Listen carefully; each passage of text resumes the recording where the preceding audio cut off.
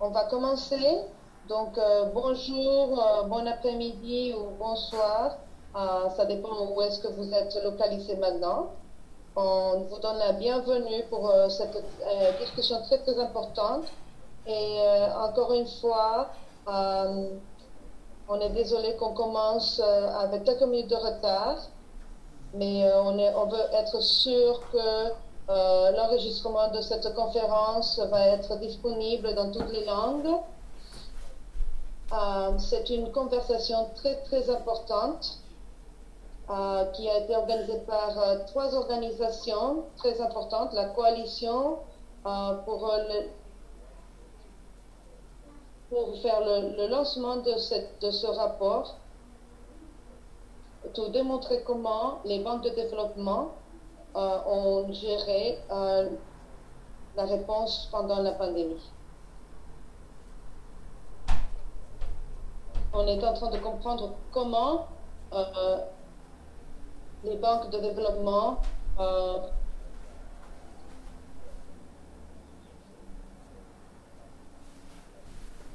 a d'ailleurs travaillé pour vraiment prendre des mesures. Ce rapport est vraiment important parce que vraiment il touche dans des questions très importantes par rapport à la réponse de plusieurs pays sur la pandémie et par rapport à la défense ou le diminution des droits humains.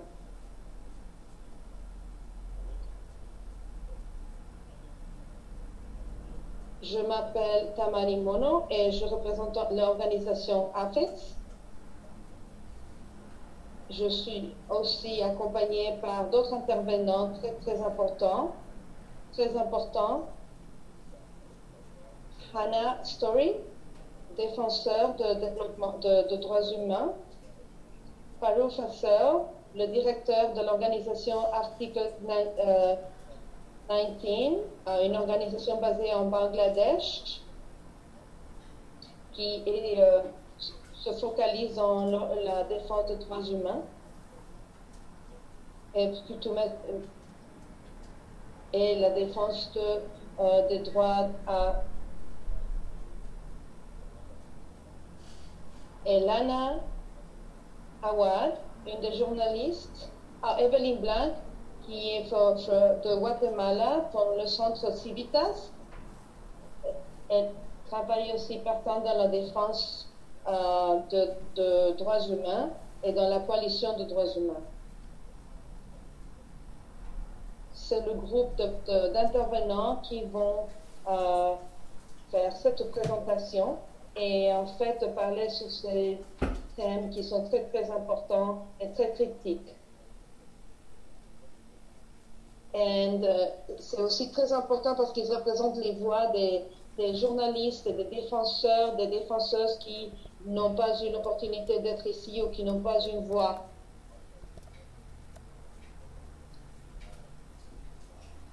Dans ce regard, on va prendre 1 minute de silence pour reconnaître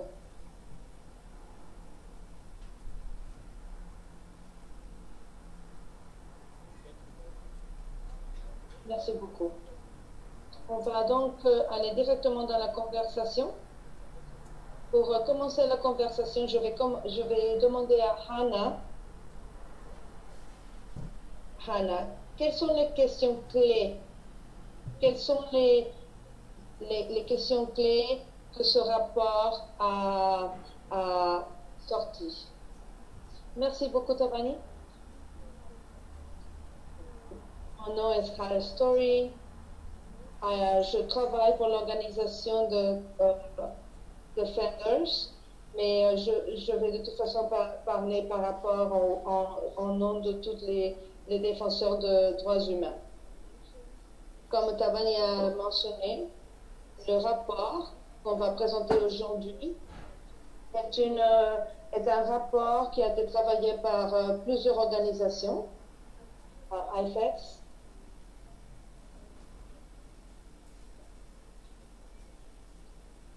trois organisations qui ont contribué à la préparation de ce rapport.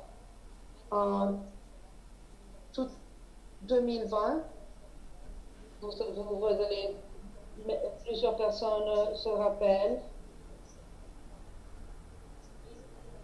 Lee, on ne lui a pas laissé vraiment parler et vraiment de parler sur comment le virus COVID a été.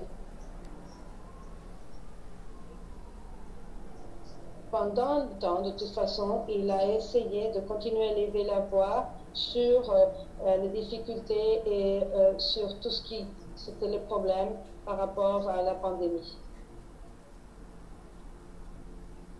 Et il continuait à parler sur la transparence et l'importance de la distribution des vaccins et sur comment contrôler les impacts de la pandémie. Les organisations financières ont vraiment joué un rôle très important.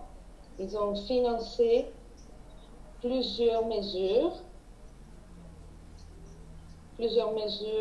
par rapport à les vaccins, la distribution de vaccins. Ils ont aussi financé plusieurs communications, des moyens de communication. Les organisations internationales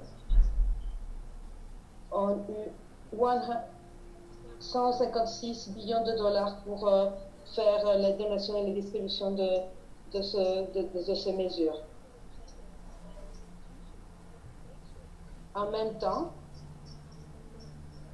les participants de gouvernement ont aussi eu des obligations pour respecter et protéger les droits humains.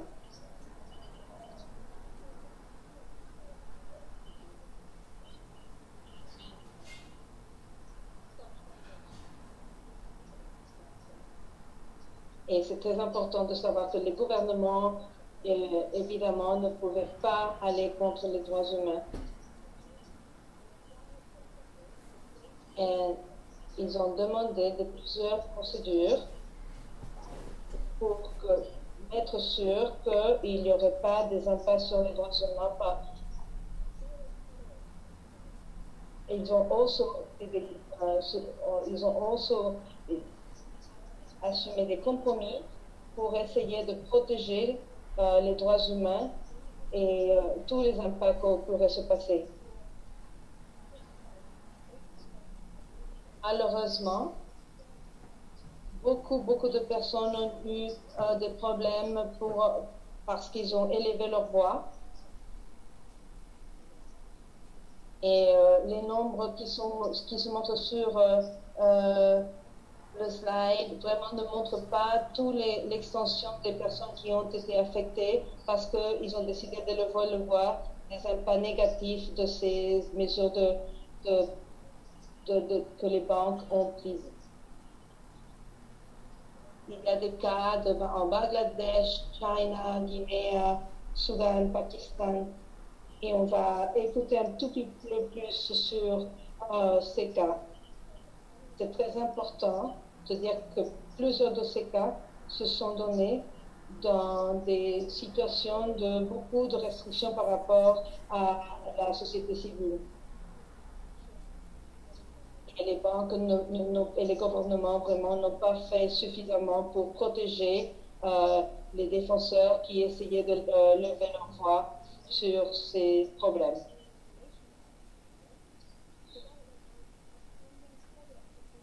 Les banques de développement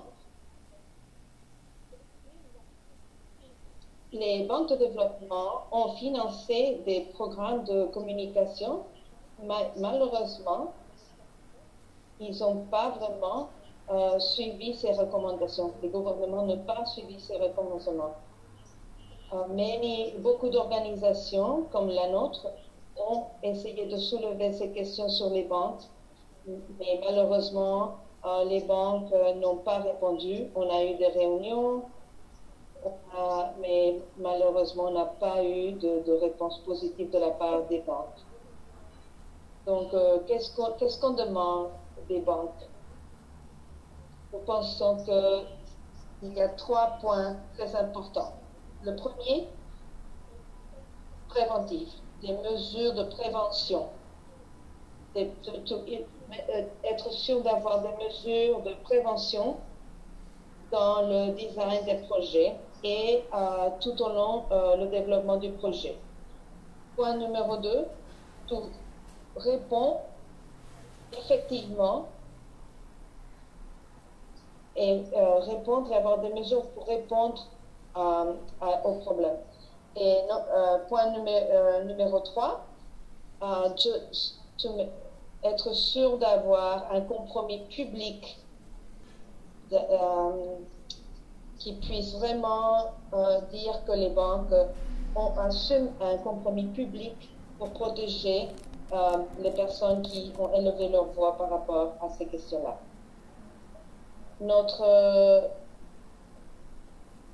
La deuxième personne qui va parler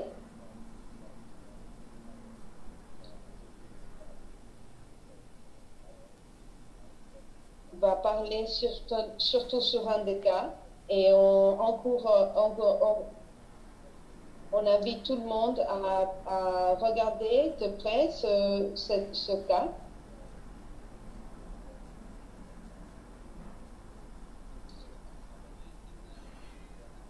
Farouk donc va parler. Et merci beaucoup. Merci pour m'avoir invité et aussi pour avoir invité Article 19 dans ce projet. Comme vous savez, notre South Asia, and at the beginning of the notre pandemic, organisation travaille dans la suivi des organisations et des personnes qui essaient d'avoir une voix pour élever les problèmes des défenseurs de droits humains. Et on essaye aussi de protéger les voix des journalistes et élever les questions au niveau global. Donc, on essaye d'élever de voix des questions au gouvernement, aux médias et tout au long, spécialement en mars 2020. À Bangladesh, parce que je suis à Bangladesh maintenant, il y a une loi qui est utilisée par le gouvernement pour abattre la voix des défenseurs.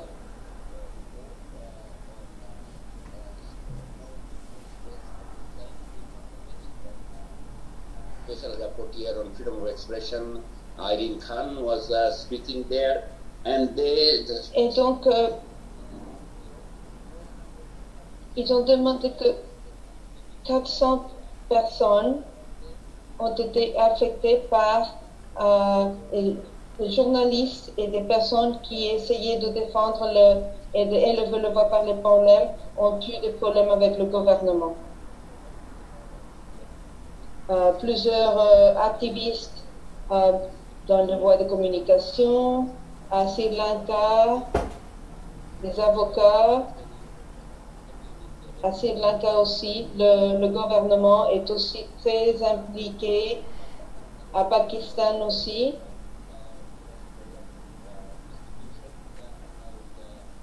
On essaye de travailler aussi dans les banques internationales à Pakistan pour essayer de protéger les journalistes à Népal et Maldives. C'est pas différent dans ces pays. Donc, tout au long l'Asie du Sud, la répression est très forte, spécialement par rapport aux journalistes. Donc cette loi est une excuse, est une raison pour le gouvernement d'essayer d'abattre les voix des journalistes et d'autres défenseurs. Tous ces gouvernements, même s'ils ont été démocratiques, ils ont des mesures qui vraiment ne semblent pas être assez démocratiques, spécialement par rapport aux voix des journalistes. Donc, quelle est la réponse des banques de développement par rapport à ces problèmes et des représailles de la part des gouvernements par rapport contre ces défenseurs? On essaye de regarder la situation tout autour. On regarde au pays.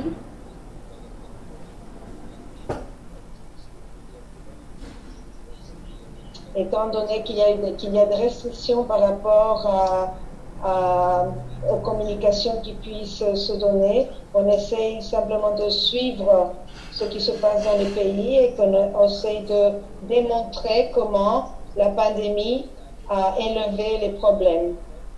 Par exemple, au Pakistan,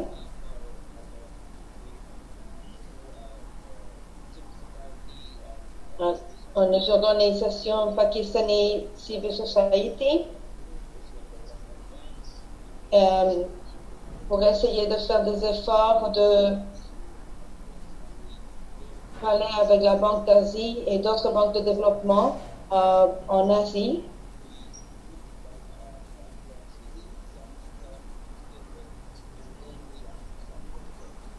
Et on essaie d'élever le problème et de élever des questions sur ces banques. On ne reçoit pas vraiment de réponse. Nous n'avons pas vraiment eu les réponses adéquates de la part de ces banques. Donc, on essaie de faire la suivi de tous ces cas, mais vraiment, malheureusement, on n'a pas reçu les réponses qu'on voudrait. À la fin de cette conversation, on va pouvoir avoir des questions et peut-être parler un tout peu plus en détail sur les cas.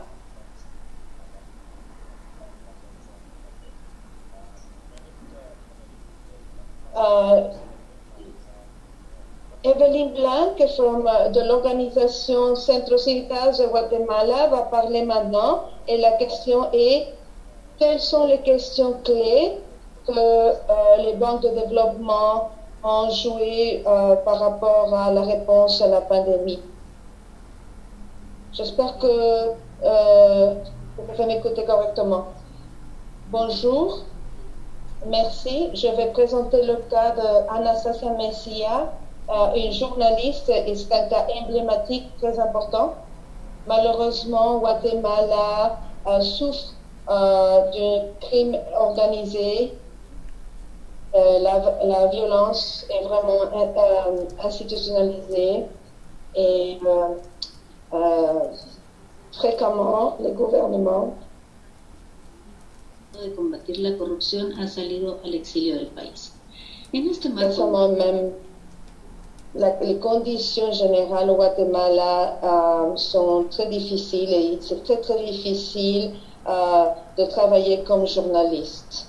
Plusieurs organisations internationales ont élevé ce problème comme Journalistes sans frontières. Et Guatemala, le gouvernement de Guatemala prend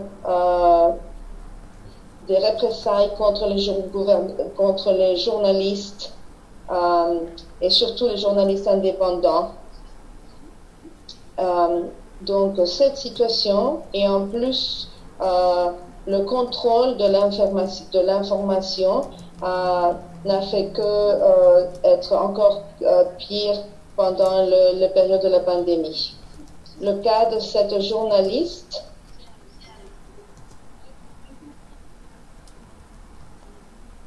est une personne qui a vraiment fait des apports par rapport à la question de culture. Elle dirige des médias, mais elle est aussi engagée dans des cas de élever la voix par rapport à des questions de corruption. En août 2020, elle a reçu une visite d'une association de travailleurs qui lui ont demandé de leur accompagner pour visiter le maire de la ville.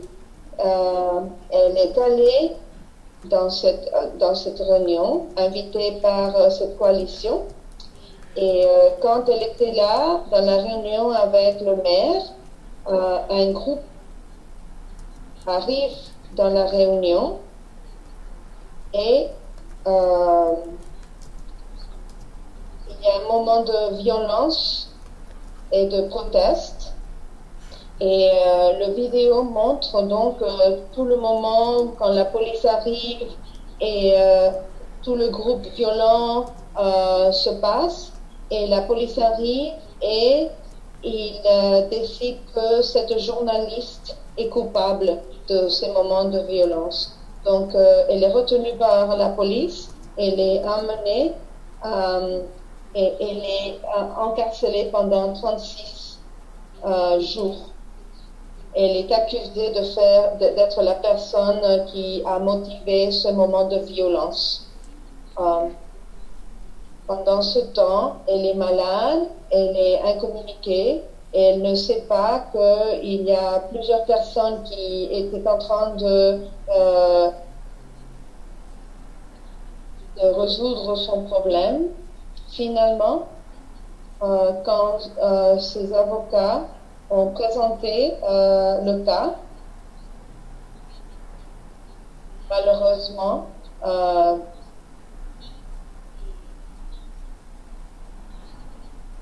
elle n'est pas libérée. Ils ont décidé qu'elle doit rester à la maison en arrêt domiciliaire et ils ont aussi demandé qu'elle devait payer plus de $1000 pour qu'elle puisse aller à sa maison. Maintenant, elle se trouve chez elle et en plus, elle doit vivre avec son agresseur. Donc le message qu'elle veut envoyer pour cette réunion est que si les banques de développement donnent de l'argent et est utilisé contre les défenseurs et contre les communautés, on ne le veut pas. On ne veut pas cet argent. Merci beaucoup pour présenter ce cas. C'est un cas vraiment tragique. Pourquoi est-ce que c'est important pour les banques de considérer ces questions et les impacts de leur investissement dans des pays comme le Guatemala? L'année dernière, on a vraiment vécu des cas impressionnants de violence et qui ont vraiment démontré l'importance de la liberté d'expression. C'est très important, surtout dans ce cas où tout le monde a dû vivre avec beaucoup de contrôle de l'information. On a vu comment des gens ont décidé de trouver d'autres moyens de s'exprimer et d'essayer de voir les façons de s'exprimer avec des sons, avec des manifestations publiques. Et ceci a fait de montrer encore plus l'importance de pouvoir vraiment avoir une voix et le droit à la libre expression et la connexion entre ce droit et le droit à la vie et le droit à une bonne qualité de vie. L'importance que pour les gens de recevoir informations claires et véritables par rapport à la pandémie et par rapport à autres situations qui affectent leur vie. Donc c'est très important et avoir accès à cette information et à une information, comme on dit, véritable, on se rend compte encore une fois que c'est vital pour la survie des communautés.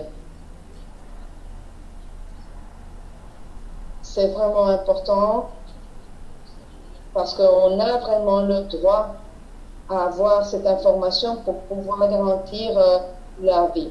En plus, cette pandémie n'a fait que aggraver la crise de gouvernance au Guatemala. C'est encore plus important pour les sociétés civiles d'avoir la capacité de participer dans la fiscalisation des gouvernements. Et l'importance de la liberté et de l'expression culturelle des peuples originaires au Guatemala. pas seulement pour leur capacité de pouvoir s'exprimer comme communauté, mais aussi de pouvoir passer leurs connaissances ancestrales et sans la possibilité de continuer avec cette expérience culturelle de transférer cette information culturelle, ce ne serait pas possible de continuer le travail vraiment de défendre la vie des communautés. Merci beaucoup. Hannah, quelles seraient les réponses?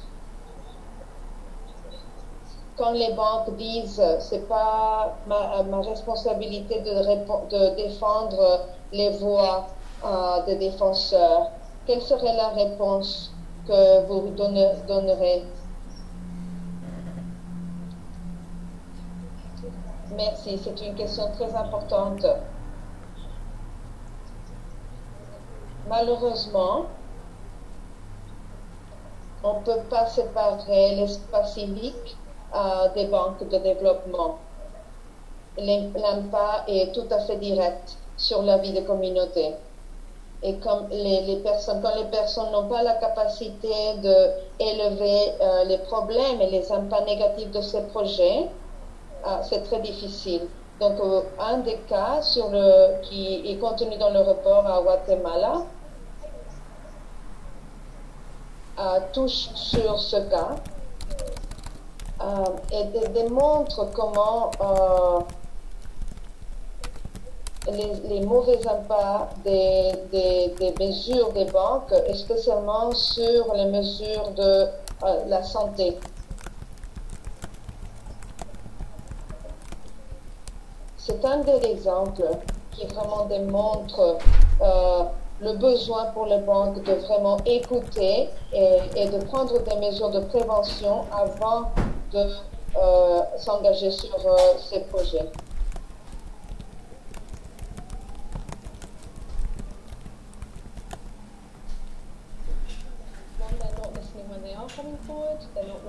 Il y a deux cas vraiment. Parfois, les communautés n'osent pas élever leur voix. D'autres fois, les communautés élèvent leur voix. Et dans ce cas-là, les banques vraiment n'écoutent pas.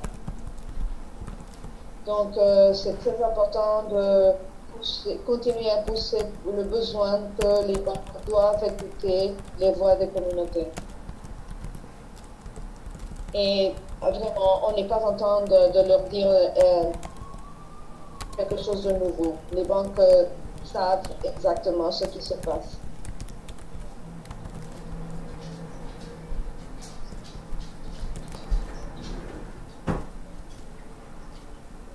On va continuer à travailler, on va continuer à pousser les organisations et les gouvernements et les groupes qui participent dans ces situations. Donc, il y a encore un espace pour pouvoir s'involucrer et pouvoir continuer sur cet effort.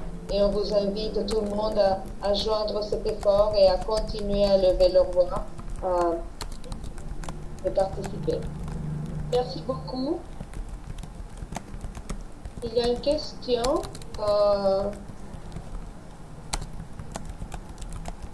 Ekan qui demande quelle autre stratégie on pourrait utiliser pour continuer à protéger les droits des gens dans le cas que vous avez présenté pour Evelyne.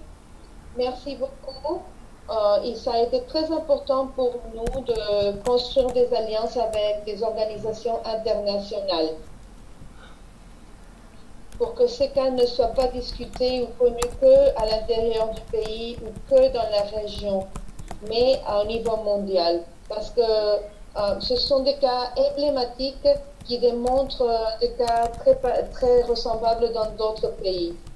Et malheureusement, les autorités, les gouvernements, même s'ils sont démocratiques, ils appliquent des mesures presque dictatoriales, mais parfois, ils vont écouter les voix de la pression internationale. Donc, même si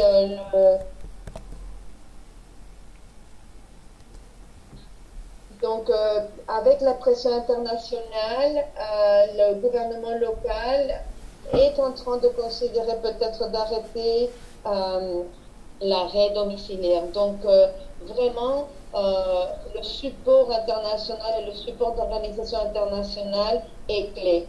Et la pression internationale est clé, pendant que nous, comme d'organisations civiles nationales, on va continuer à construire des alliances nationales, mais surtout internationales, parce qu'on voit que les effets peuvent être positifs.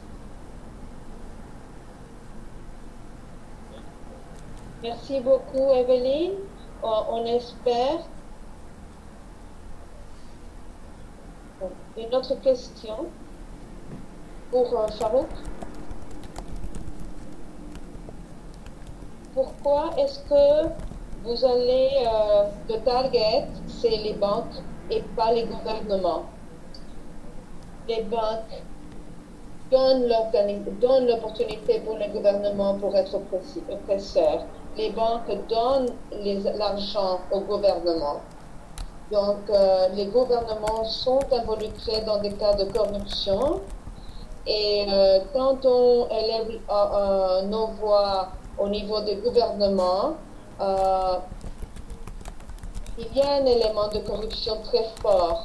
Donc, c'est difficile et on n'arrive nulle part. Pendant que vraiment, les banques les banques ont vraiment le pouvoir.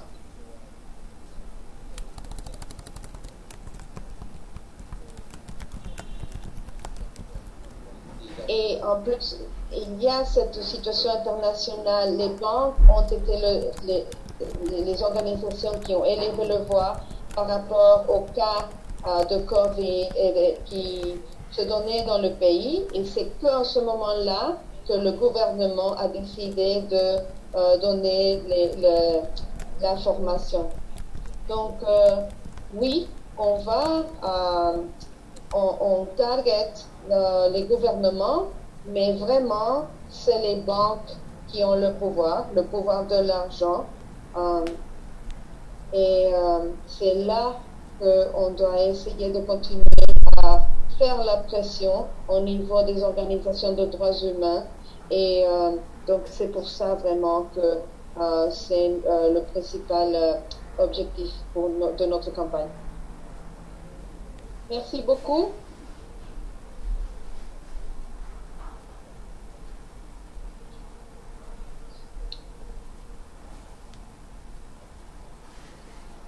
Il y a une autre question. Merci beaucoup pour relever la question et aussi la question de la responsabilité des différentes organisations, les gouvernements et les banques, et de voir la relation entre une et l'autre. Une autre question, oui? Il y a une question.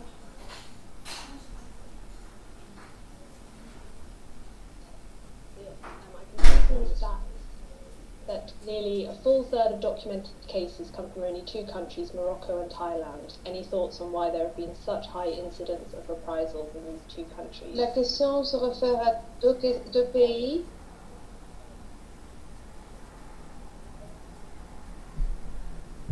Les cas qu'on a élevés se réfèrent surtout à la méthodologie et à l'accès à l'information qu'on a eue.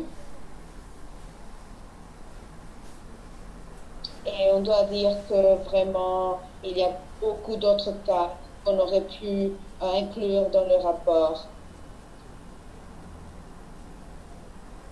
Et c'est aussi vrai qu'il y a vraiment beaucoup de cas dans d'autres régimes dictatoriaux et oppressifs où l'information ne circule pas et qu'on aurait pu inclure dans le rapport aussi. Donc c'est plutôt une question méthodologique et d'accès à l'information. On essaye d'entendre Dalil. Désolée, je n'arrive pas à écouter sa présentation. Alors, il y a un petit problème.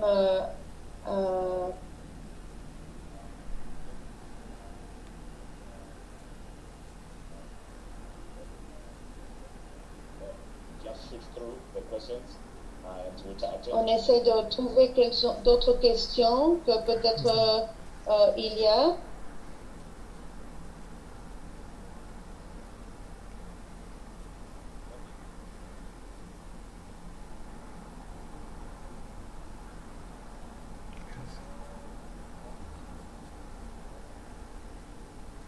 Petit problème de connexion maintenant. On essaie de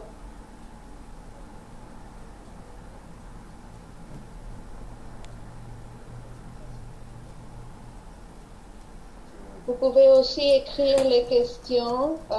S'il y a un problème avec le volume ou la connexion, vous pouvez toujours écrire les questions. Il y a une question de Joy. Les banques prennent l'opportunité aussi des politiques qui sont faibles dans les pays de développement pour justifier leur démarche. Et ça, c'est aussi un point très important. Donc, si quelqu'un veut répondre ou faire une analyse sur le point que Joy a fait.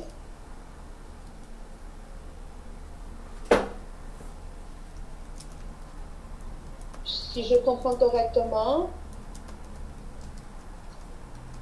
je crois que oui. C'est vrai. Malheureusement, on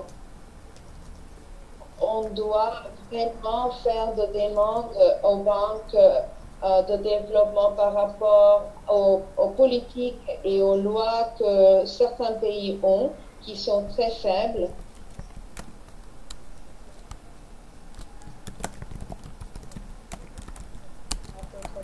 C'est vrai. Et c'est vrai aussi qu'une fois que le projet est arrêté, il y a plusieurs cas où, en vérité, le projet ne s'arrête pas et continue, justement parce que les politiques et les lois des pays sont faibles. Donc, on devrait vraiment faire des mesures par rapport aux banques pour revoir leur politique par rapport à la cancellation ou l'arrêt des projets quand il y a eu des mesures ou des impacts négatifs sur les communautés. Donc, c'est un point très important. Merci, Hannah.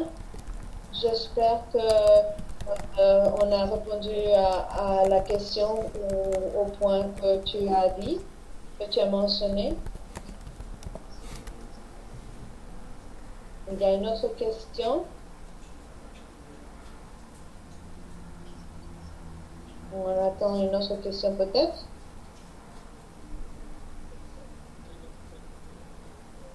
David Christopher from IFEC, de l'organisation. Je me demandais si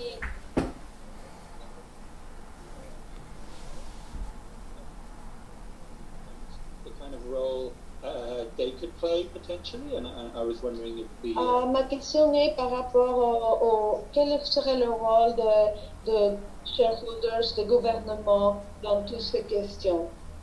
C'est une question très importante. Dans le rapport, il y a un point par rapport à cette question des investisseurs, des donneurs, des banques de développement et quel est le rôle de ces groupes. Je pense que c'est très important. Quelqu'un avait demandé quelle stratégie on pourrait mettre en place et cette stratégie est très importante. Il serait très très important d'avoir des mesures et de faire des campagnes envers et de travailler avec les coalitions pour faire des demandes aux investisseurs et aux donneurs de l'argent. Et mettre sûr, par exemple, dans le cas de Guatemala, que essayer de contrôler l'oppression et la violence envers les défenseurs de droits humains. Parce que vraiment le contrôle du gouvernement, de l'information est très fort. Donc la capacité et la liberté d'expression et la liberté de communication devraient être un point crucial et critique avant de donner, de faire des investissements de la part des banques.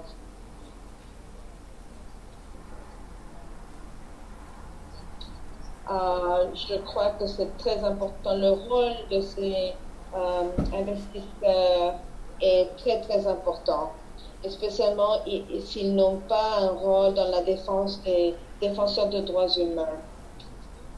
Le rôle est très important par rapport au besoin d'élever les questions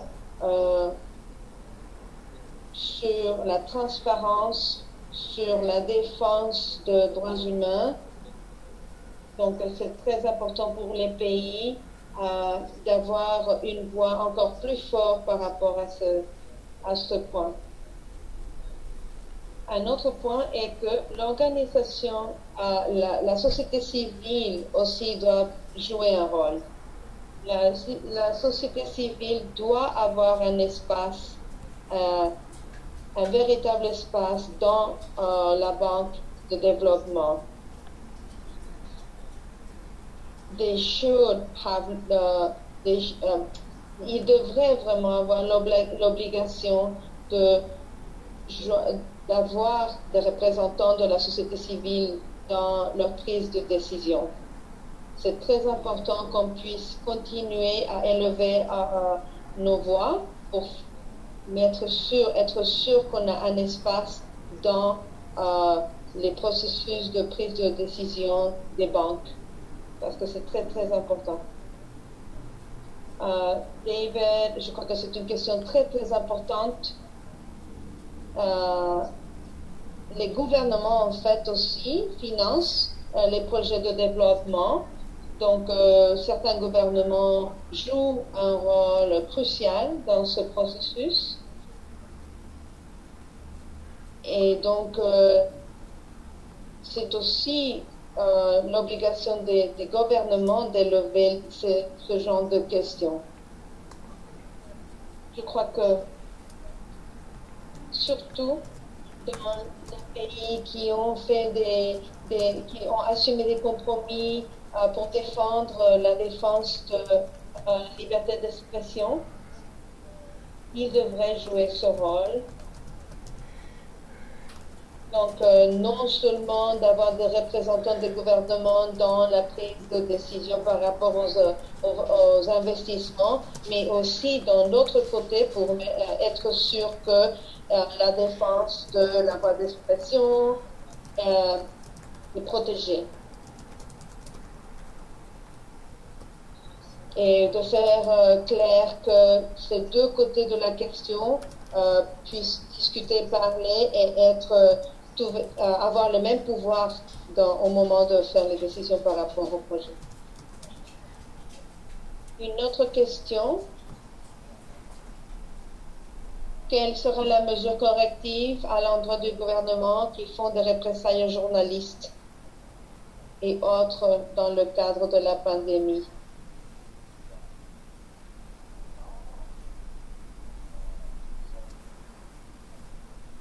S'il pourrait y avoir un mouvement très fort à ce regard. Donc, qui voudrait adresser cette question? Je crois qu'on doit continuer cette lutte. On doit continuer à protéger l'espace de la société civile et nos droits à l'expression, notre droit à avoir un espace et notre droit à faire des demandes au gouvernement pour recevoir l'information correcte. Au Bangladesh, ils n'ont pas de stratégie pour adresser le problème de la pandémie. On ne sait pas quand une loi va être mise en place, quand une loi va finir. Donc, c'est très sérieux. et aussi, évidemment, la protection des gens qui élèvent leur voix pour pouvoir les protéger. Donc, s'il y a une présence internationale et une pression internationale dans ces pays, ça pourrait aider beaucoup pour contrôler l'oppression des gouvernements et aussi pour protéger la vie et la santé de ces défenseurs. En ce qui concerne les banques, c'est très important d'essayer de prendre des mesures de prévention, beaucoup plus que de réaction. Donc, l'importance d'avoir des politiques de prévention et de communication est vitale. De faire la suivi des cas, de recevoir les cas et d'avoir un plan de réaction et de réponse quand il y a un cas.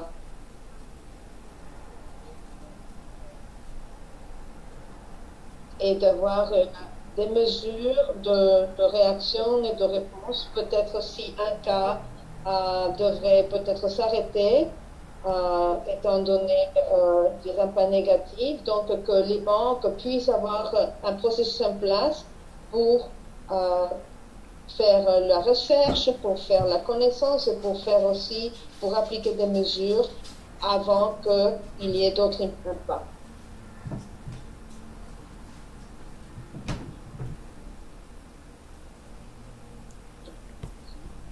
C'est très important que les banques devraient avoir une meilleure stratégie de planification.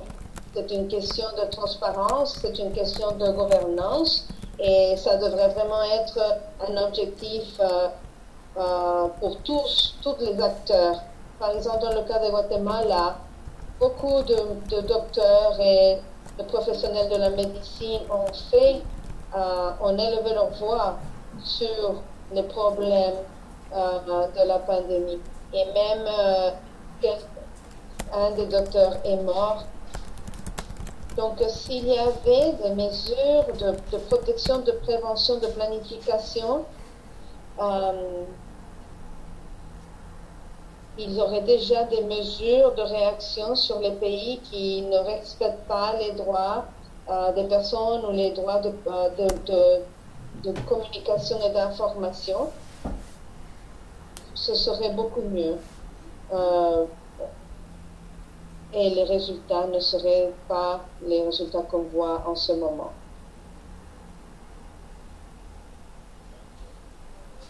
Merci beaucoup, Evelyne.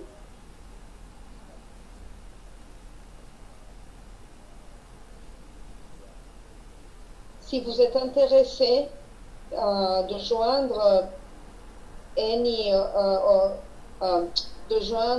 nos efforts de plaidoyage, s'il vous plaît, vous pouvez inscrire votre email dans les questions et le chat et joindre nos efforts à niveau international. Donc, s'il n'y a pas d'autres questions, on va demander aux panélistes, aux intervenants de faire quelques remarques finales. Of fueling the pandemic. Par rapport aux questions qu'on vient de discuter et le rôle des banques internationales.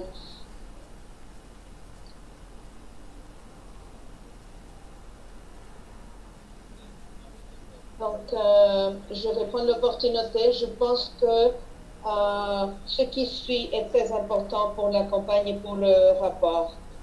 Il est très important.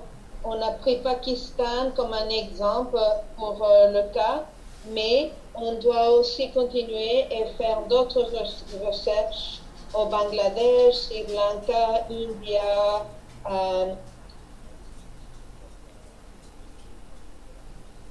l'organisation travaille internationalement et on sait qu'il y a d'autres problèmes dans ces pays-là, donc on est conscient de l'importance de continuer à documenter ces problèmes et la publication de ce rapport n'est pas la fin de cette histoire. c'est que le début de nos efforts de plaidoyage. Donc, merci beaucoup.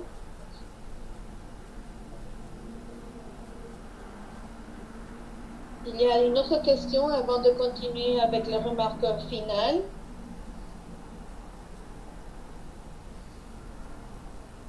Thank you very much. Yamika. Merci beaucoup.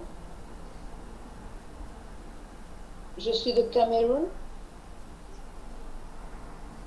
Je travaille avec l'organisation Green Development. On défend les communautés au niveau global, local. Financial Institutions Synergies Group. On est en train de coordonner une organisation au Cameroun, International Financial pour faire le suivi des investissements des banques internationales au Cameroun. La plateforme a été créée en 2015 et on a reçu plusieurs petits supports de projets par la coalition de droits humains.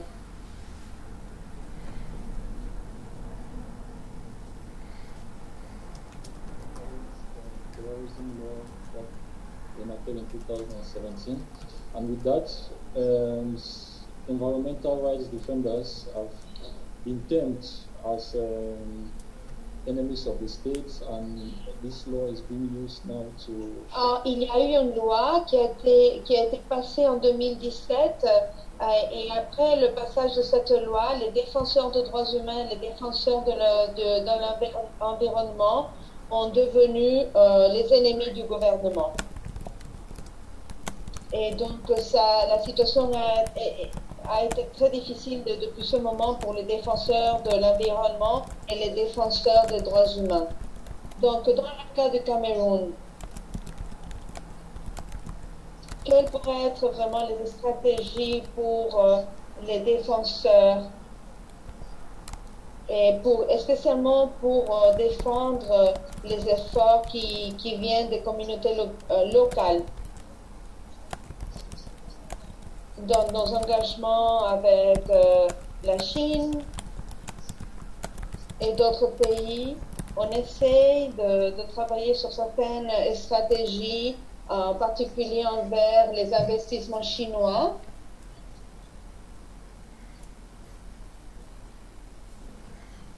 Mais vraiment, on a besoin de voir un peu plus quelles pourraient être ces stratégies plus viables qui puissent nous aider pour protéger ces communautés locales. Donc, on va laisser les panélistes, les intervenants, de toucher sur cette question. Et s'il y a d'autres questions, on va essayer de continuer en email. Mais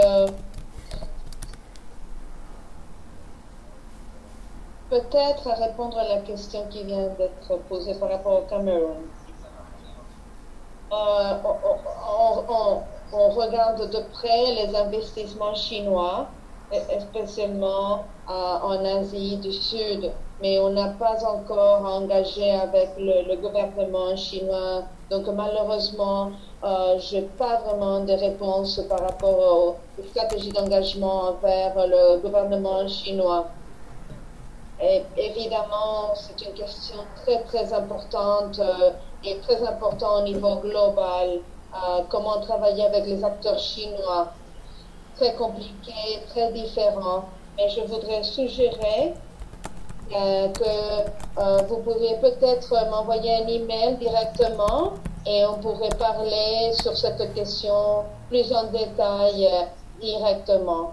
Et de parler un peu plus par rapport aux campagnes pour travailler avec le gouvernement chinois, les acteurs chinois. Donc, si vous m'envoyez un email, on va pouvoir s'engager sur cette question.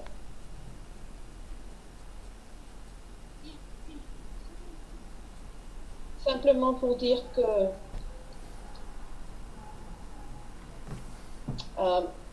de même, pas vraiment une réponse à la question sur le gouvernement chinois, mais c'est très important qu'on puisse se rappeler tout le temps de la responsabilité des banques quand on confronte des gouvernements autoritaires. C'est très difficile évidemment de changer ces gouvernements, mais c'est très important en même temps de continuer de parler avec les banques de développement sur le rôle qu'elles jouent au niveau global. Merci beaucoup Evelyne. Merci pour vos conclusions. Je voulais simplement dire, vraiment, on ne demande pas les banques de faire quelque chose de différent des compromis qu'ils ont déjà assumés. On est simplement en train de leur demander de répondre et suivre leur propre politique. De même, on est très ouvert à continuer les conversations et la discussion sur des stratégies globales et nationales. Et merci beaucoup. Ceci n'est que le début d'une grande campagne qui doit continuer. Donc, merci beaucoup, Hannah, Farouk, Evelyne, pour vos présentations et pour élever ces conversations et ces discussions qui sont très, très importantes. Merci beaucoup à la coalition de Human Rights et Développement et IFEX pour avoir organisé et préparé ce rapport et pour faire encore un autre effort pour maintenir la responsabilité des banques. Et merci beaucoup à tous les participants et toutes les organisations présentes ce matin, cet après-midi, ce soir, dans ce débat. On sait que tout le monde est en train de faire un travail très important au niveau local et au niveau global. Et c'est un effort très, très grand. Et merci beaucoup. S'il vous plaît, essayez de maintenir encore les mesures pour vous protéger et pour rester en bonne santé. Merci beaucoup et au revoir à tout le monde.